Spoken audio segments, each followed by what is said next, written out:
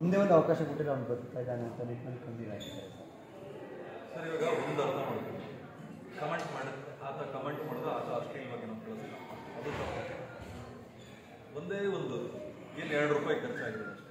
ಒಂದು A4 sheet ತೊಗೊಂಡು ಒಂದು ಕಂಪ್ಲೇಂಟ್ ಬರೆದು ಕೊಟ್ಟಿದ್ರೆ ಏನು ಗೊತ್ತಿತ್ತು ಸರ್ ಕಲಿಸಿರೋ ನೋಡಿ. ಇವಾಗ ಒಂದು ಜೀವದಿಂದ ಎಷ್ಟು ಜೀವ ಹೋಗಿದೆ, 7 ಜನ ಹೊರಗಡೆ ಹೋಗಿದ್ದಾರೆ, ಬರಲೇಬೇಕು. ನಮ್ಮ ನ್ಯಾಯಾಂಗದ ವ್ಯವಸ್ಥೆಯಲ್ಲಿ ಕ್ಷಮೆ ಅನ್ನೋದಿದೆ. ಎಲ್ಲರೂ ಒಂದಲ್ಲ ಒಂದು ದಿವಸ ಹೊರಗಡೆ ಬಂದು ನಾಳೆ ದಿವಸ ಮಾದರಿಯಾಗಿ ಬದುಕ್ತಾರೆ ಅನ್ನೋದು ನನ್ನ ನಂಬಿಕೆ.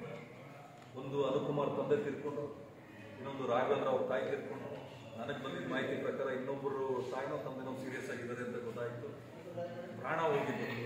ತಪ್ಪು ಮಾಡಿದ್ರೆ ನಮಗೆ ಕ್ಷಮಾಪಣೆ ಸಿಗ್ತದೆ, ತಪ್ಪು ಮಾಡಲಿಲ್ಲ ಆಯಿತು, ಅದಕ್ಕೆ ಹೊರಗಡೆ ಬರೋದು ಒಂದು ಕಾರಣ. ರೇಣುಕಸ್ವಾಮಿ ಜೀವ ವಾಪಸ್ ಬರಲ್ಲ, ಅನುಕುಮಾರ್ ತಂದೆ ವಾಪಸ್ ಬರಲ್ಲ, ರಾಘವೇಂದ್ರ ಅವ್ರ ತಾಯಿ ವಾಪಸ್ ಬರಲ್ಲ, ಅಲ್ಲಿಗೆ 3 ಜೀವನ ವಾಪಸ್ ಅಂತ ನಾನು ಬಯಸೋದಿಷ್ಟೇ. ನಂದೇನು ವಾಯ್ಸ್ ರೈಸ್ ಮಾಡಬೇಕಾಗಿತ್ತು, ಎಲ್ಲಿ ಮಾಡಬೇಕಾಗಿತ್ತು ನಾನು ಮಾಡಿದೆ. ನನ್ನ ಲಿಮಿಟ್ ನನ್ನ ಹದ್ದುಬಸ್ತಲ್ಲಿತ್ತು, ಅಲ್ಲಿ ತನಕ ಹೋಗಿ ಇವಾಗ ನನಗೆ ನಿಂತಿದೆ.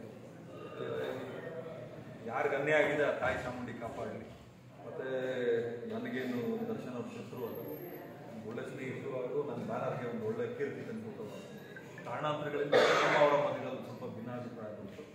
ತಾಯಿ ಚಾಮುಂಡಿ ಅವ್ರಿಗೆ ಧೈರ್ಯ ಕೊಟ್ಟು ಅವ್ರ ಕುಟುಂಬಕ್ಕೆ ಒಂದು ಇನ್ನೂ ಹೆಚ್ಚಿನ ರೀತಿ ಶಕ್ತಿ ಕೊಟ್ಟು ಆ ರೀತಿ ನ್ಯಾಯಾಂಗದ ವೃತ್ತಿಯಲ್ಲಿ ಹೋರಾಟ ಮಾಡಿ ಅವ್ರಿಗೇನು ನ್ಯಾಯ ಸಿಗಬೇಕು